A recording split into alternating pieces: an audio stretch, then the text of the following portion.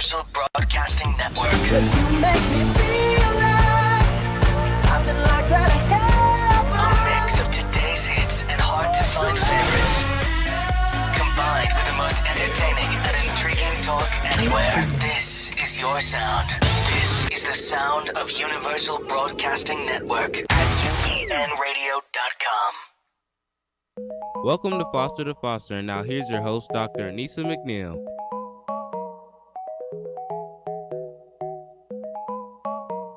Good morning, audience, and welcome to Foster Radio Show. I am so excited to be here with you this morning because I have the opportunity to talk about something that has grown near and dear to my heart, and that is sex trafficking of foster youth here in Southern California. I want to tell you why this is growing so personal for me, that I'm committed to talk about this each and every year on my radio show, to make sure that we heighten awareness about it, to make sure that the general public knows what is happening to our foster youth in the day and time in which we live today. So the purpose of my shows are to talk about items that are important to foster youth. As many of you know, I go throughout the state of California and I talk to foster youth and I ask them, hey, what's on your hearts and minds, kiddos? What is it, if you had 1 hour on the radio, what is it that you would want the world to know?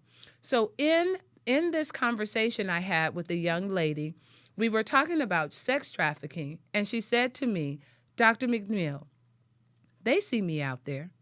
They see me and they drive by. Don't act like you don't know.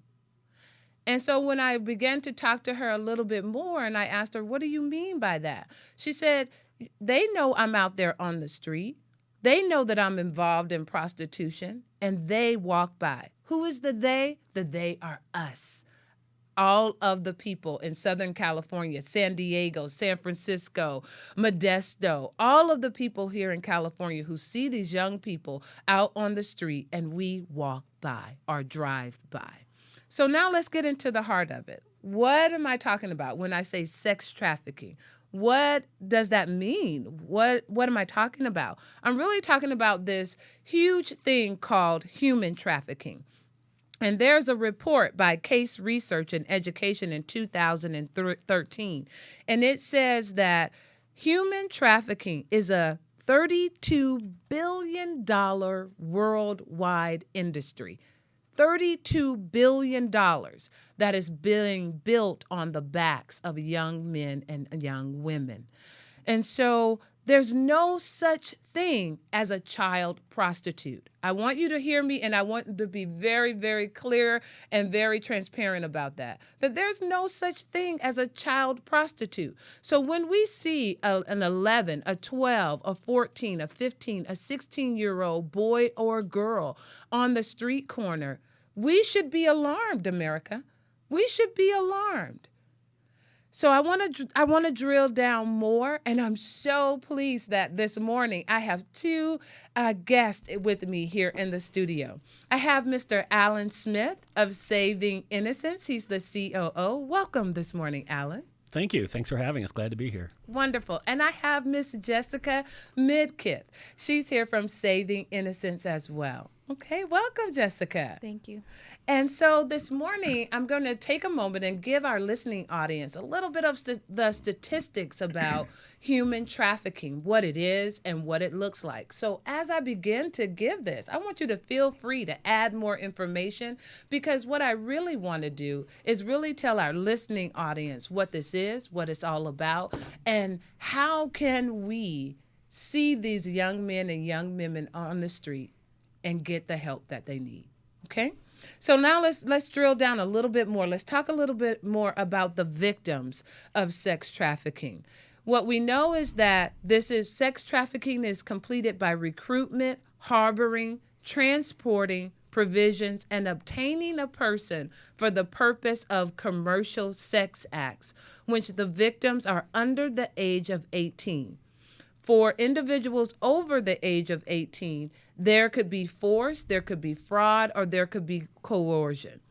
But what we know to be true, according to the Trafficking Victims Act of 2000, at that time there was 100 to 300,000 young Americans that are currently involved in sex trafficking. So we're talking about 300,000 middle schoolers, high schoolers that are involved in sex trafficking. So now let's take it from a national level and let's talk about what's happening right here in our backyard, because the question that was posed to me is, don't you see me? So I need to talk about what's happening right here in the state of California. Now, I was really shocked to learn that California is the top state that the FBI indicates that harbors sex trafficking. We have 3 of the largest cities for sex trafficking of youth, and that is Los Angeles, then San Diego, and then San Francisco. And our show is filmed right here at Sunset Gower Studios in Los Angeles. So we're talking about what's happening right here in our neighborhood. So 26% of the world's trafficking victims are children. So what does that mean? 72% of the victims identified are from the USA. The average age are boys. Yes, you heard me correctly, boys, age 11 to 13. And girls ages 12 to 14. Many of us are shocked to learn that boys are being lured into sex trafficking. But that from what I've read and from what I understand about sex trafficking and human trafficking is that males represent almost as large of a population as the girls. So we really need to pay attention not only to the girls that are being involved in sex trafficking, but boys as well. So let's talk about a little bit more of what's happening. What is the link between sex trafficking and foster youth? And that comes down to how we're being lured in that. Foster children are targeted by sex traffickers because of their need for love and affection and protection. So what does that mean? That means that these are the most vulnerable children in our society. And these most vulnerable children are being lured into this. So let me tell you a little bit more about the link between foster care and sex trafficking. Foster children represent about 65,000 young people here in the state of California. Here in LA County, we have 34,000 foster youth right here in LA County, Jessica. And so of that, what we know is 58% of 72 sexually trafficked girls in LA County are involved in foster care. And they are now involved in our STARS court. We started a court in LA just for children in foster care. When you hear those staggering numbers, Alan and Jessica, tell us a little bit about that. Well, for me, it's heartbreaking, honestly. You know, I work for Saving Innocence, but I am also a dad, and I have 2 kids, a son and a daughter. And to think that there are people out there that would be preying on children, it's absolutely heartbreaking. And then add the element of a typical foster child who already has had their family blown up in various ways. They're already searching for love and affection and belonging and all those kinds of things, not to mention just tangible support. And so they become incredibly vulnerable to someone who looks like they're going to provide some of what they're so longing for. And in walks in these, slightly older traffickers who know exactly what they're looking for and offer what at least they think they want and they need. And so that's heartbreaking that the most vulnerable in our society are being exploited in that way. And I think you probably introduced Jessica, but I brought Jessica as our expert here at Saving Innocence. She works right face-to-face with our girls, and I sort of behind the scenes business part of what we're doing. And I said, Jessica, I need you to come and give some authentic support into this conversation. So I do want to make sure that we acknowledge her as Absolutely. Well. So Jessica, as you hear those numbers, what does that make you think? I think simply it's we as like a whole in California, other states, everywhere, we need to come together and help our kids. Not look the other way, not turn a blind eye, but actually do something about it. Not just sit and talk about it. Talking about it is the first part. But I think moving forward and actually coming up to like coming to some type of plan to actually help our kids get to a better place in life.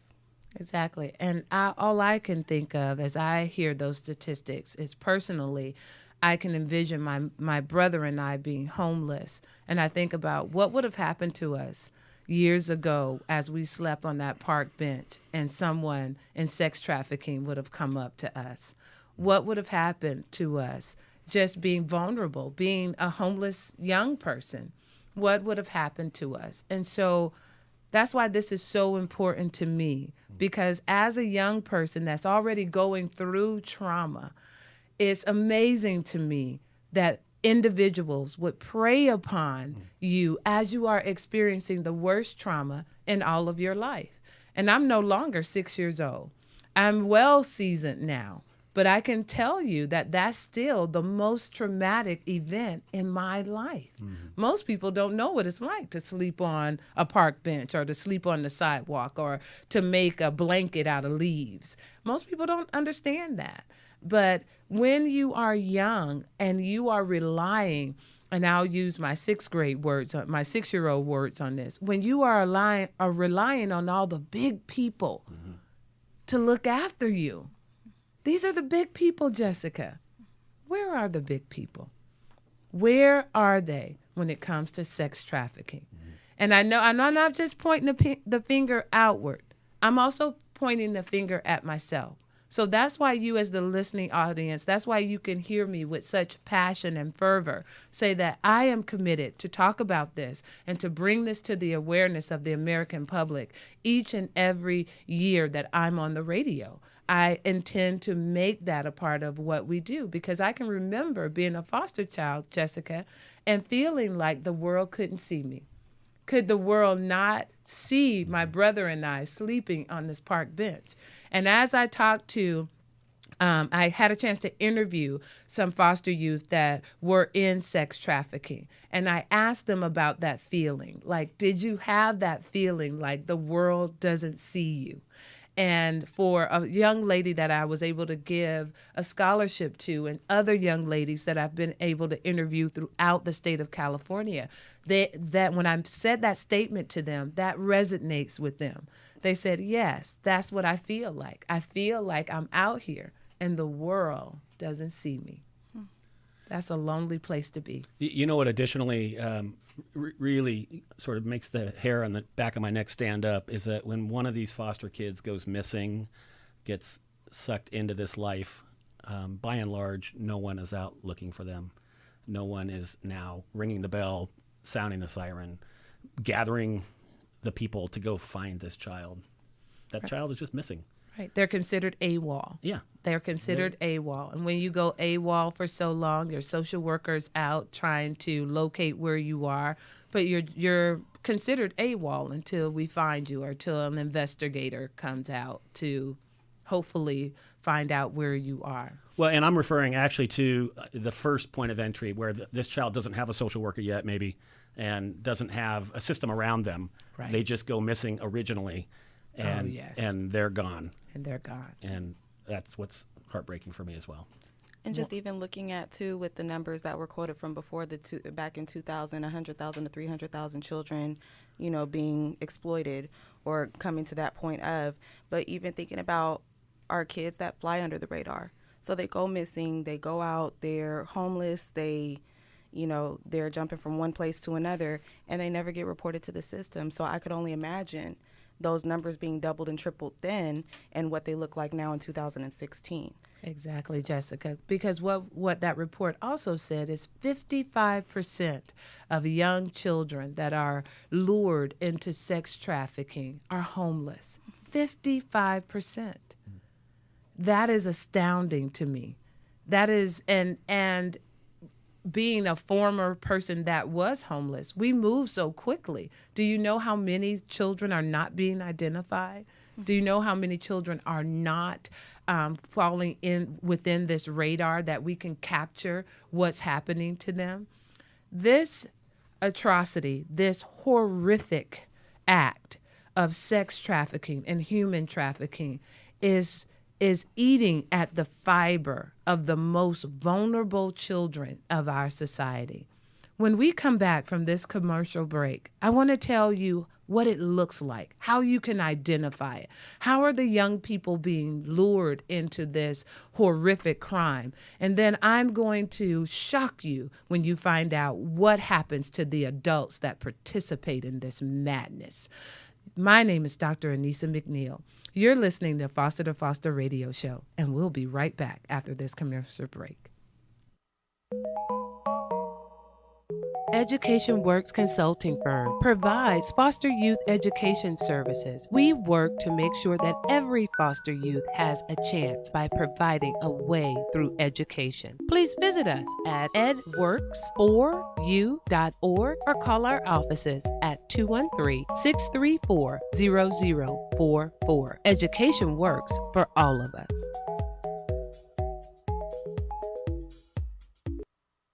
The Unstoppable Awards and Pitfire Artisan Pizza are joining together to have a Spirit Day. Please join us on October 5th from 3 to 9 p.m. at Pitfire Artisan Pizza, located at 108 West 2nd Street in Los Angeles, California. We want you to come, grab some great food, have some drinks, and help us raise money to give scholarships to foster youth.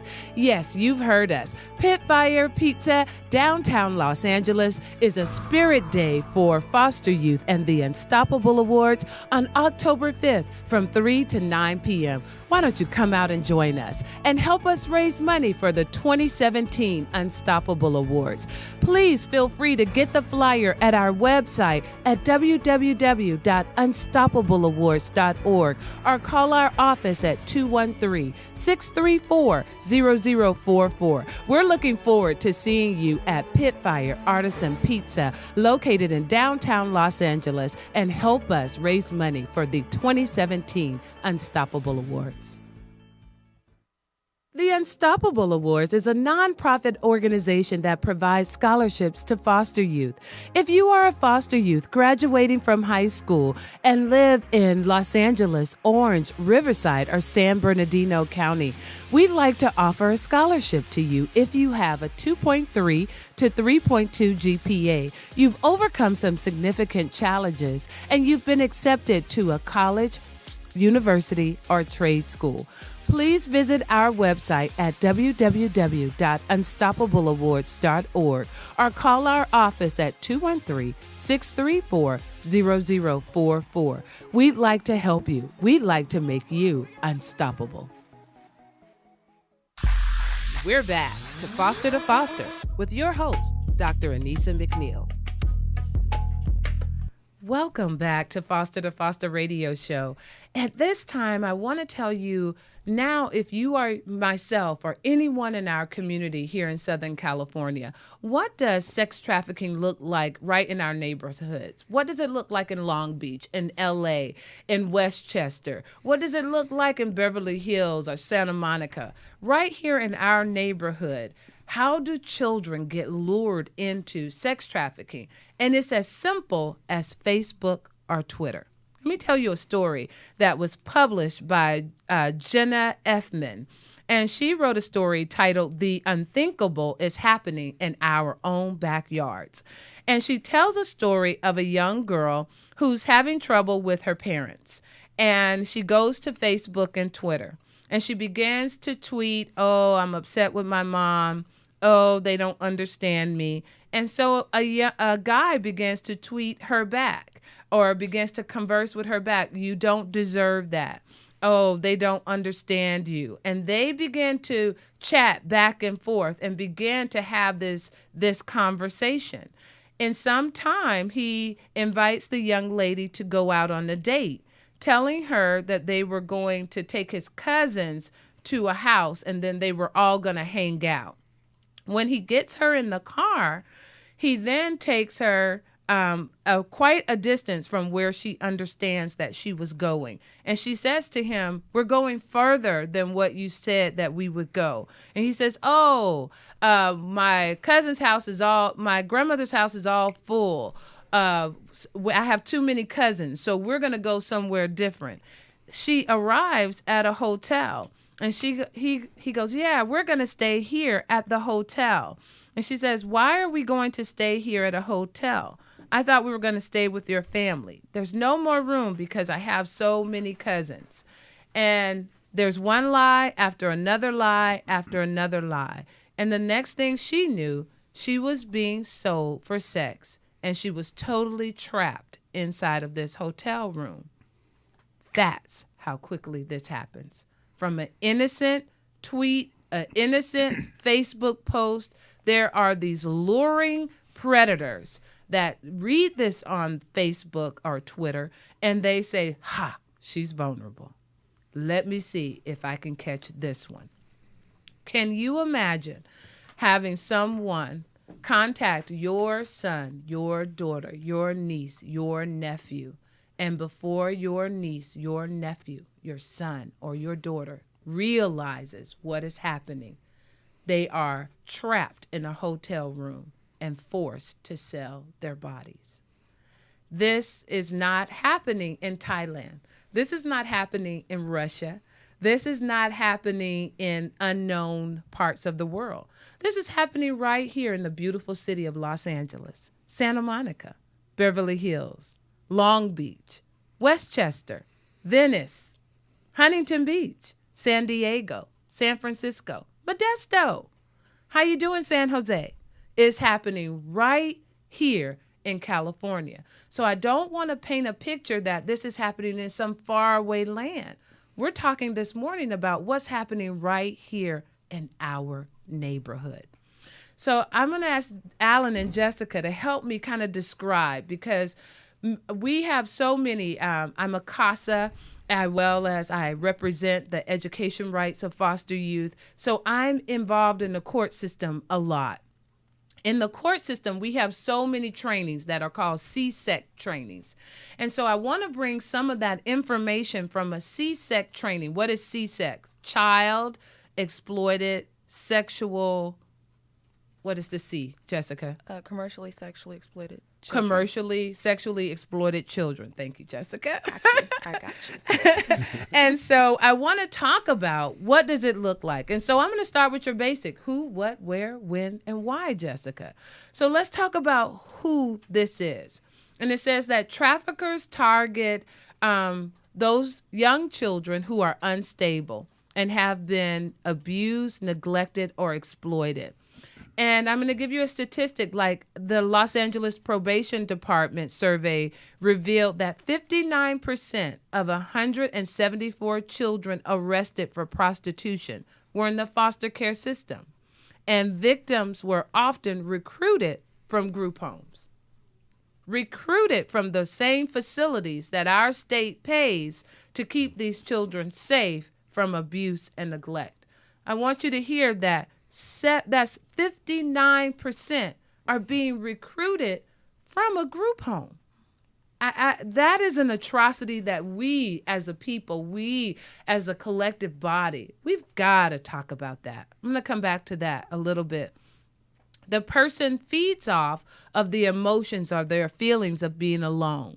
The victims are trained to call sex traffickers daddies and refer to themselves as wifeys. And this is a inverted or a perverted way of looking at a family structure. So a lot of times you'll hear a young girl refer to that person as, oh, that's my daddy.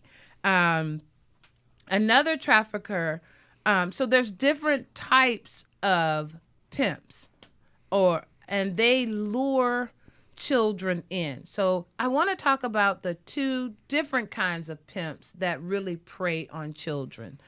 And Jessica and Alan, if you have any information that you can share with this to help our listening audience really get it, I would really appreciate it. But here, a Casanova pimp is that pimp that first starts to wine and dine you. From what I understand, that's the person that says, oh, I'll take you out to eat. Oh, I'll get your hair done. Oh, you want your nails done? I can do that. No one can take care of you like me. And then that person is also the person who first tries to engage in sexual relationship with the person, to be more of a loving, nurturing. You see, I got you. This is how we do it. And then that's when they flip the script. That's when they turn the button on you. And then all of a sudden, the person who's supposed to be taking care of you is now selling you to the people that he knows. You can do this for me. Why don't you do this for daddy? And I've heard that from so many girls that I interviewed. The other type of pimp that I understand is a guerrilla pimp. And they start off as a Casanova, but then they turn violent. They start to begin to wine and dine you, but then that violence turns on very quickly. So Jessica, in your work at Saving Innocence, have you heard of these two types of pimps? Almost definitely. I mean, they have a lot of different traits. The Casanova or the boyfriend Romeo pimp all fits in that box. You know, what's crazy is like how you said, like, oh, you love me, so hey, let's come out, let's do this, let's do it together. It's me and you against the world. Nothing's going to stop us. You know, a situation was bad, but I can make it better. Nobody, like you said, nobody's going to love you like I do. And then one day when the girl finally says, okay, he feels like he's got her. So she's doing what she needs to do to fulfill that void, or fill that void of being loved and being wanted and being important and being noticed and not being, you know, invisible. And then maybe one day that child gets tired, or that child says, you know what, this bad thing happened or whatever went on and I don't think I can do it anymore. Can we go back to how we used to be? And he'll say quickly, like, if you don't get out there and work for me, I'll never love you again. Leave me alone. Don't ever talk to me. Because, I mean, with the guerrilla pimps, it's very forceful. It's very physical. With the Romeo Casanova boyfriend pimp, he's going to use that love. So it's more of the mental and emotional aspect. And you have with the guerrilla, he'll use mental and emotional, but the physical is what he, you know, most relies on. He's going to beat you till, you know, sometimes you're unrecognizable. And then you have gorillas that will beat a girl from the neck down. So then she's still sellable, you know. And of course they do switch, like a boyfriend or a Casanova Romeo pimp can be the gorilla. He can do a little bit of both, so he jumps back and forth. I hit you because I love you. I hit you because you make me crazy. Just make this money. It's like you don't want us to have a future. What are you doing? Right? And the girls just suck like, well, I want to have a future. At least I know I love this guy. At least I know at some point we'll grow old together. He's going to give me everything I need, everything I want. I'm going to do the same for him. And guess what? We can start a family that I never truly had. So it's just kind of looking at it from that aspect of, like, these pimps are smart. They're really smart. And who better to prey on than children? Right. And what 11, 12, 13, 14-year-old girl can really navigate this emotional and mental abuse? How many 14-year-olds can figure out that this is not really real, or what is happening here? How many of them have the mental capacity not even to bring in the trauma that they've already experienced, but I'm talking about their just cognitive mental ability, you know, to really decipher what is going on here. You know, in our society, we say, oh, you know, young kids make foolish mistakes. Oh my goodness, kids make foolish mistakes. But can you imagine having all of this come at you and you're trying to, well, how does this work? Or is this really real? Or is it not real? I'm tripping. He's tripping. Right. And, you know, I think, too, with that, the adults, the people that are supposed to protect our kids, all of us that are supposed to protect our kids play a big part in that, too. We add fuel to the fire for the exploiters. So when we don't pick up the phone when that child is calling in the middle of the night, when, you know, we miss those signs sometimes. Or my favorite thing, what I've heard a lot of, is that little girl is so fast, right? And that child feels judged. It's reinforcing everything that the pimp says. Nobody's going to care for you like I care for you. Nobody's going to love you the way I love you. Nobody's going to take care of you. Call call somebody that you know, your PO, your social worker or somebody, and call them at 2:00 in the morning and see if they answer the phone. Now, of course, you know, social workers and probation officers, of course, the phones are going to be down because they need to kind of regroup for the next day to deal with all the kids that they have. We know that. He knows that, and he uses that against her. I think it's a lot of mind games, but I think it's kind of like regular things or normal things that we do in society kind of add that fuel to that fire. And I think once people understand that, they can kind of learn how to navigate through that a little better. I think building a support system for the kids takes a little bit of that fire away from from the exploiter. But the biggest thing is the judgment.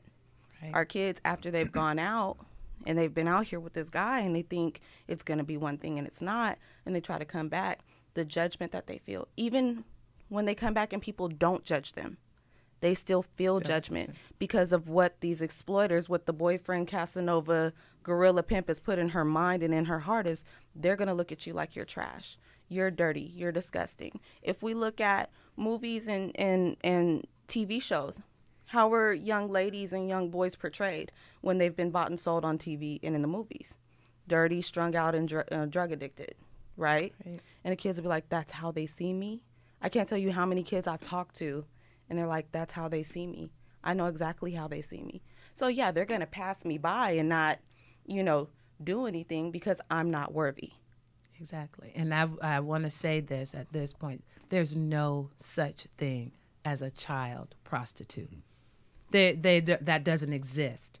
If you see a young man or a young lady on the corner or standing by a motel, there's no such thing as a child prostitute. Call the police. Call 911. Report. I see a young man, a young lady just standing by this motel. Is something going on over here? If more of us sound the alarm, and even if you don't feel comfortable with, stopping your car or pulling over, even if you just say out of your window, I don't know if something's going on, but I'm calling the police, that would help. And that would let that young person know, they saw me. That starts to shed that veil of no one sees me. And if you stand there for a while and just imagine if 3 or 4 of us would even say, why are you standing there? Why aren't you in school? Well, I'm calling the police. If 3 or 4 of us did that, imagine what that would do over time to that young person that thinks that no one can see them. So let's I want to keep describing this a little bit for you. I'm going to have to go to commercial break just in a bit, but I want to tell you that it's the internet sites that are being used to lure our foster youth into being sexually exploited. Craigslist, Backpage, Facebook, Instagram, Twitter. And in Los Angeles, we have 9 tracks where children are being commercially exploited. Sepulveda Boulevard, Holt, Figueroa, Long Beach Boulevard, Western. They're just a few. I know I have personally driven down Figueroa, Long Beach, and Holt, and I'm appalled at what I see. I'm appalled at what I see. And when we come back from this commercial break, I'll tell you about one of my kids that I served as her education rights holder and now how I had to run behind her on Long Beach Boulevard because she was trying to, or they were trying to lure her into being sexually exploited. My name is Dr. Anissa McNeil. You are listening to Foster to Foster radio show, and we're talking about this horrific thing called sex trafficking. We'll be right back from this commercial break. Stay tuned. Education Works Consulting Firm provides foster youth education services. We work to make sure that every foster youth has a chance by providing a way through education. Please visit us at edworks4u.org or call our offices at 213-634-0044. Education works for all of us. The Unstoppable Awards is a nonprofit organization that provides scholarships to foster youth. If you are a foster youth graduating from high school and live in Los Angeles, Orange, Riverside, or San Bernardino County, we'd like to offer a scholarship to you if you have a 2.3 to 3.2 GPA, you've overcome some significant challenges, and you've been accepted to a college, university, or trade school. Please visit our website at www.unstoppableawards.org or call our office at 213-634-0044. We'd like to help you. We'd like to make you unstoppable. The Unstoppable Awards and Pitfire Artisan Pizza are joining together to have a Spirit Day. Please join us on October 5th from 3 to 9 p.m. at Pitfire Artisan Pizza, located at 108 West 2nd Street in Los Angeles, California. We want you to come, grab some great food, have some drinks, and help us raise money to give scholarships to foster youth. Yes, you've heard us. Pitfire Pizza, downtown Los Angeles, is a Spirit Day for foster youth and the Unstoppable Awards on October 5th from 3 to 9 p.m. Why don't you come out and join us and help us raise money for the 2017 Unstoppable Awards? Please feel free to get the flyer at our website at www.unstoppableawards.org or call our office at 213-634-0044. We're looking forward to seeing you at Pitfire Artisan Pizza, located in downtown Los Angeles, and help us raise money for the 2017 Unstoppable Awards. We're back to Foster with your host, Dr. Anissa McNeil. Welcome back. During our commercial break, Alan, you shared some very powerful information, and I'd like for you to share that with our listening audience. Yeah, well, we touched on it briefly in the beginning of the last segment when you talked about online activities. And I think some people might be sort of fooled into thinking this is really more of an inner city kind of a issue because some of the demographics that present themselves are the majority, as they're being recruited out of inner city foster homes. But it's been said to me a number of times that 100% of children that are online are going to be at some point approached by some kind of a predator. And so in the last decade, technology has evolved so much and everyone has a smartphone and computers and all those kinds of things. And so you might live in a community where you don't see it with your eyeballs on the streets and the tracks you just mentioned, but you can be assured that all of that activity is happening coming in through the smartphone and the computer when mom and dad aren't looking. And so we would just raise everybody's awareness at that level. Absolutely. Absolutely. That's incredible. None of our children are safe. And so that's why we're talking about this morning on Foster to Foster radio show, is that we're not safe or secured from this because we live in the suburbs or we may live out in the city. I want to talk a little bit about the recruitment. As I learned more about the commercial exploitation of children, especially foster children, I was horrified to learn that there's a person called a bottom B. Okay, we can't say that word on air, but there's a bottom B. And this person goes to the group home and he lures other individuals into trafficking and talks about how good the pimp is, talks about all the benefits, and she is identified as the recruiter for the pimp. And her job is to go from group home to group home, recruiting other foster youth. Jessica, have you heard of this in your work at Saving Innocence? I mean, we hear a lot about it. It looks like peer recruitment, basically. Saving Innocence, we work with a lot of girls that have been recruiters, and we've worked with girls that have been the recruited and eventually probably turn into the recruiters. I mean, I think it's just it's a big part of the cycle. Once you've been done wrong and you've been pulled in, that exploiter uses you to do his bidding, basically. Wow. And so if you don't want to be harmed, you don't want to not be loved, you better go back and bring me 2 or 3 girls. And so at Saving Innocence, we really wrap around these kids and show them, you don't have to do this. You don't have to be a part of this, and we're here because we love you and we care about you. Wow. It really crushes me when I hear that another young person who's been exploited will recruit another person in foster youth, knowing that children in foster youth are not there because they were at a park and they wanted to swing. Children in foster care are there because they've been neglected or abused by their parents. And then to have this happen on top of that is just a horror that in my mind is just so hard to just put my head around. And to think that someone else who's going through the same horror that I'm going through of being in foster care is now recruiting me to get into this. But I'm reminded that hurt people hurt people. Does that make sense? If you're hurting, you may hurt somebody else. And also I'm reminded that they are children. They are children. So some of this behavior that we see, that's cyclical, that you're saying, that, oh, I was out there, now I'm going to recruit for somebody else. I'm going to make my money on top of you. Now, let me tell you the horror that I heard from my own foster kid that I was the ed rights holder. So I was asking, what kind of job are you going to get? What's the next thing? He told me, if I don't find a job, I'll just go and get me 2 or 3 girls and put them out there on the street. And I pulled my car over and I said, say that to me one more time.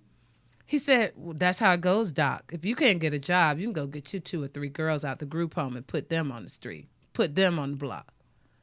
I said, if you only knew what that sounded like to me, you would not repeat that again to me.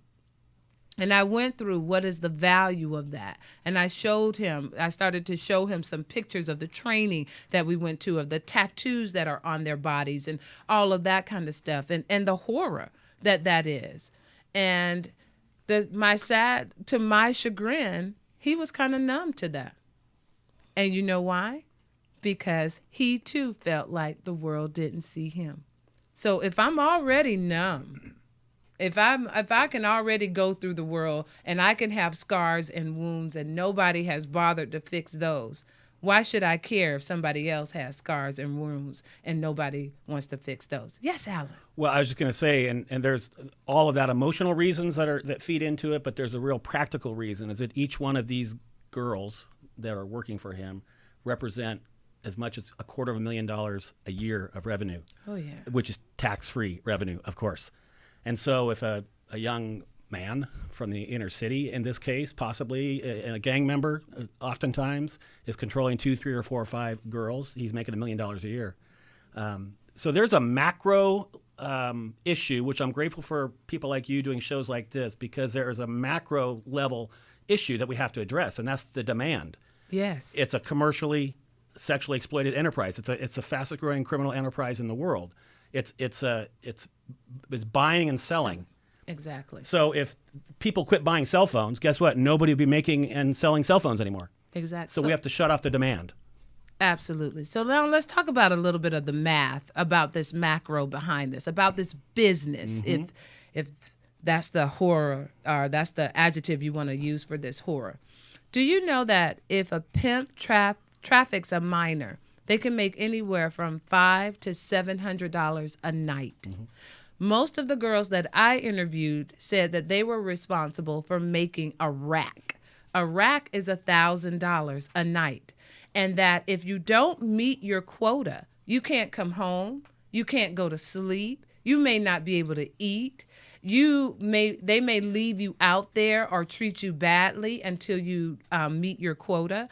If you don't meet your quota, you can also be physically abused and beat up because you don't meet the quota for that night, and be made to go back out there and meet your quota plus the money that you didn't make the night before.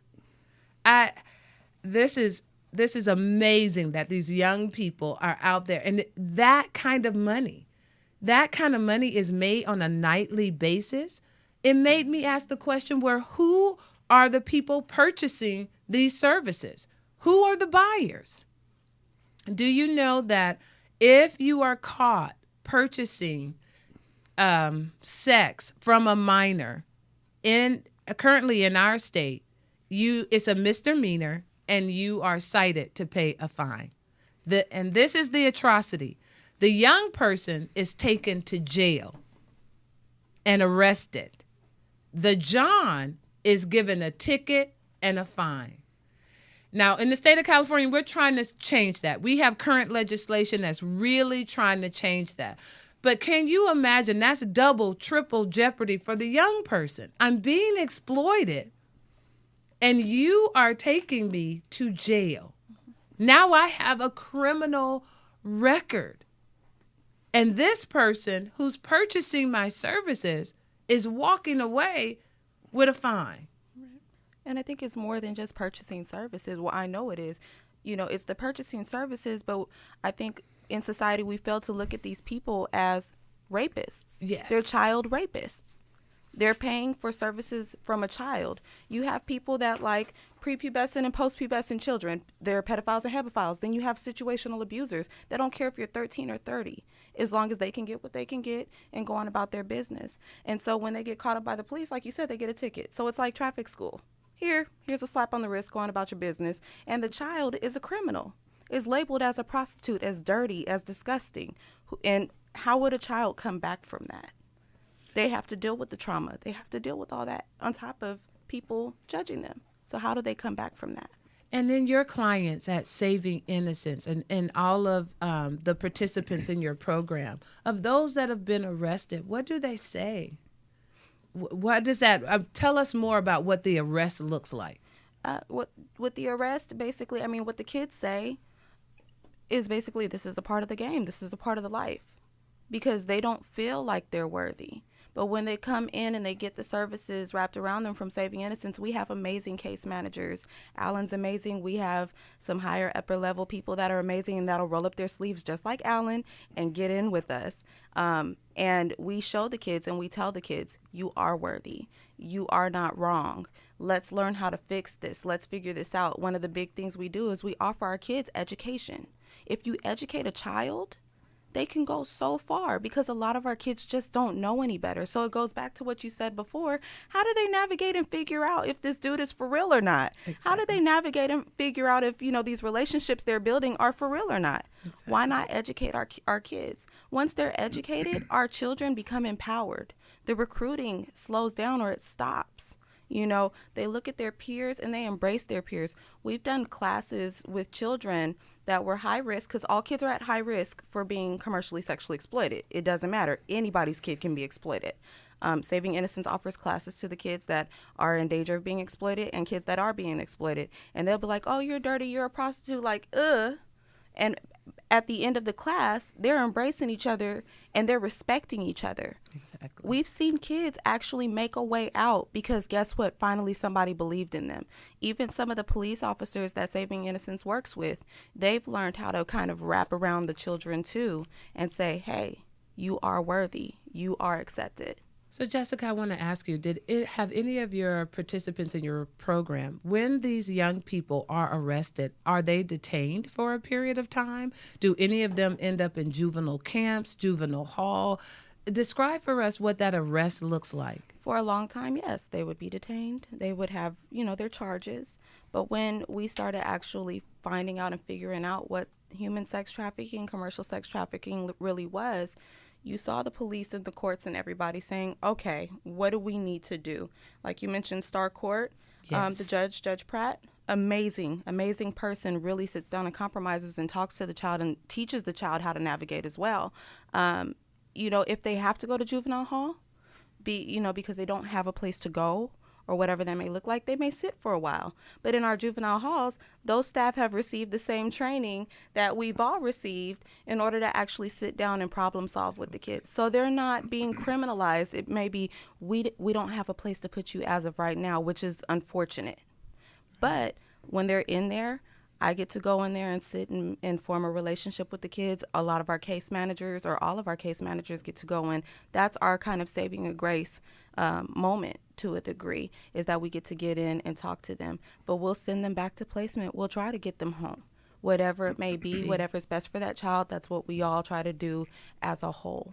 Wonderful. Doctor, yes, your audience might not be aware, actually, that the state of California has just made an enormous jump.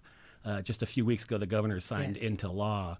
I forget the exact Senate bill number, but it's into law now that, and the tagline of the bill is there's no such thing as a child prostitute, which you've mentioned. And so it's actually now in the law that we cannot criminalize these kids. And so it's changing, slowly changing. Wonderful. Yeah. Wonderful. Now I want to mention some other resources for help. If you are a young person out there and you are on iTunes or you're looking at this podcast or you're listening to the sound of my voice, I want you to know that not only do I see you, but I hear you.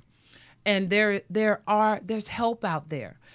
We have a National Human Trafficking Resource Center. You can call 888-373-7888 and just say, I want help. Help me. Anything so that they will help you. Do you know that in Los Angeles, if you are a foster youth, we have Star Court. So I want you to know that when you come to Children's Services, we now understand more about what this horrific event means to you. So pick up the phone, call your social worker and tell her, I'm done with this. I want to go to Star Court. I'm tired of this. I want to go to Star Court. I want you to call your PO and say, I'm done with this. I want to do this. There is help for you, okay? I want you to know that also, if you're in San Bernardino County, if you're out there in San Bernardino, we have a coalition against sexual exploitation. So all of the probation officers, all the sheriffs, everybody knows. And you can just simply just say to them, look, man, I'm being exploited. I want help. It's just that simple. If you want the help, we're right here for you. And I'm so pleased. I had them on my list from last year, and I'm so pleased to have Saving Innocence here. So if you're here in Los Angeles, and I know you must have a smartphone or some type of phone, but I want you to call this number, 323-379-4232. That number is 323-379-4232. Log it into your phone. Just call it right now. You may say, well, Dr. McNeil, I'm not ready for all that. That's okay. Just call it right now so that it's in your phone. And when you are ready, they're ready. They're right there to help you. We see you. We hear your voice. And we know that you matter. That is the purpose of Foster to Foster radio show, is to tell you that we want to listen to you, to educate you, and that you matter to us. Now, Jessica, can you tell us about all the wonderful services there at Saving Innocence? Tell us a little bit more about what you guys do. We offer case management, of course, one-on-one support advocacy. That's basically one of my primary roles. We offer different types of training and groups for our young girls, and we're working on some stuff for some of our older girls as well.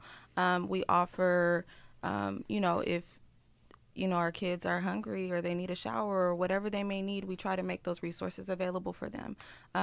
We offer just a number of things. Is there anything you'd like to add, Alan? Well, I would throw in, this is a really challenging topic, and there's a lot of sort of hard stuff, but we choose to take the path of light and hope and joy as much as possible in the middle of this darkness. So we love throwing birthday parties and baby showers and Valentine's Day parties. We're currently planning a big Christmas party where all our kids are going to get gifts and presents so that supporters are going to provide. So if you're interested in helping and supporting in some way, savinginnocence.org is our website, and you can find out more information. You can send us an email and become a financial contributor if you'd like to, whoever's listening out there. But we do we love it when we see our kids graduate high school. And our case managers are there, and they jump off the stage into the arms of our case manager, and they say something like, I could have never done this without you. We just had a couple of young girls give birth just in the last couple of weeks, and so we're right there with them in the hospital and delivering gifts and showering them with great stuff. So we want to make sure that we're doing all that stuff that a traditional family might do, but is not there for them. Wonderful. And I had the opportunity to give away an Unstoppable scholarship to a young lady, Ronisha. And she is a survivor of being sexually exploited here in Los Angeles. And we had the pleasure of sending her to makeup artist school and to community college. And so you will hear from me again, Jessica and Alan. I want you to have young people who are in high school apply for our Unstoppable Awards and let us make them unstoppable. helpful. Great. You have an open invitation here on Foster to Foster Radio Show. Thank you. Come in, help us tell our community and our nation about what this is, what it means to young people, and how can we help them. It is important that we, Foster to Foster, that we give information to help build and encourage each other. What I know to be true is that together we can conquer anything. Alone, you may feel like you're an island of one. So I'm jumping on your island. If you're out there and you're being sexually exploited, I'm jumping on your island and I'm saying that I'm here with you. I hear you. And I want you to be able to call 1-888-373-7888 if you want help. Or call our friends at Saving Innocence at 323-379-4232. My name is Dr. Anissa McNeil. You're listening to the Foster Foster Radio Show. Next week, we're going to talk about double jeopardy, triple trauma. How can you be in a group home and arrested and go to jail because you have an event in a group home? There should be no double jeopardy, triple trauma for you.